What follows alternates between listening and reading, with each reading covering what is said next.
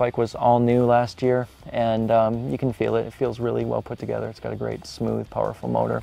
We're having some handling issues with it, but I think that we can work those out at the track. Honda and Yamaha are looking good now then? Yeah, both those bikes really stood out today, which was no surprise. The Honda was our 2008 Class of winner. They did a lot of work back then to centralize mass and make it work really well. They did more this year, lighter wheels, better forks, some different upgrades, and that bike is working really well. It's really easy to ride, especially when you get in the twisty stuff. What sets the Yamaha apart from the Honda? The Yamaha, again, another former Class of winner, our Class of 2009 winner. It's got a great motor. The crossplane motor just is really charismatic, puts the power down really well. It's a lot of fun to use, and the suspension's working really well here on the street.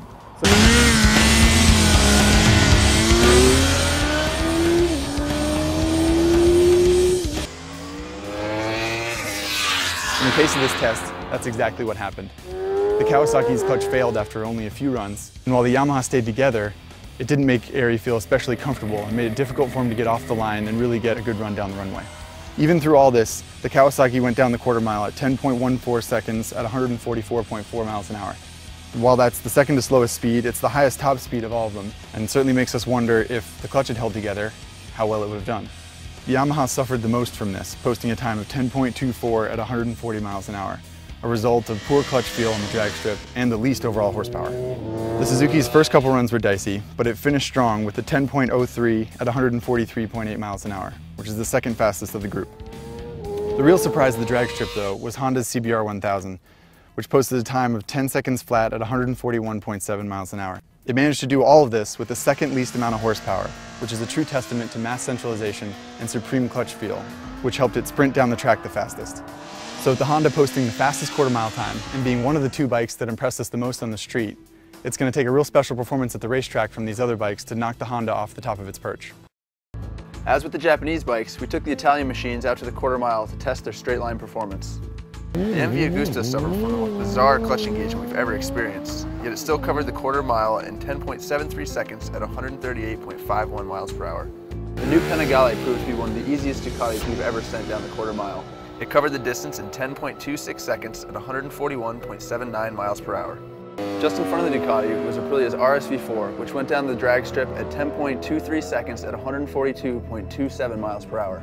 In the end, nothing could touch BMW's big dog S1000RR. A consistent clutch and outrageous horsepower helped it post a time of 9.95 seconds at 148.32 miles per hour.